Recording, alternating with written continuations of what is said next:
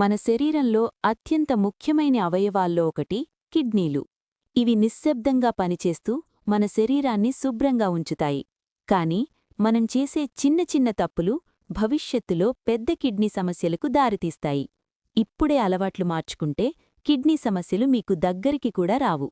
ఈ వీడియోలో రోజూ చేసే పనుల్లో ఏ మార్పులు చేసుకోవాలో క్లియర్గా తెలుసుకుందాం.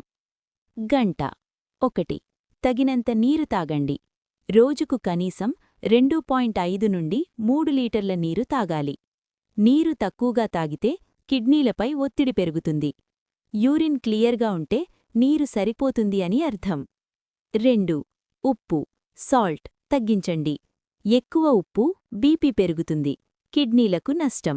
రోజుకు 1 టీ స్పూన్ అంటే 5 గ్రాముల కన్నా ఎక్కువ ఉప్పు తీసుకోకండి. ప్యాకెట్ ఫుడ్స్ అంటే చిప్స్, పికిల్స్ తగ్గించండి. 3.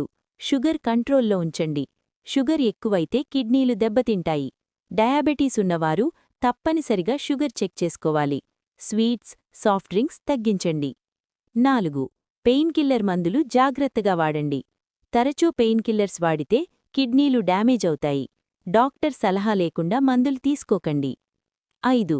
రోజూ వ్యాయామం చేయండి. కనీసం 30 నిమిషాలు వాకింగ్ లేదా వ్యాయామం. ఇది బీపీ, షుగర్ రెండింటినీ కంట్రోల్లో ఉంచుతుంది. 6. యూరిన్ ఆపకండి. మూత్రాన్ని ఎక్కువసేపు ఆపితే ఇన్ఫెక్షన్స్ వచ్చే అవకాశం ఉంది. ఇది కిడ్నీలకు కూడా ప్రమాదం. 7.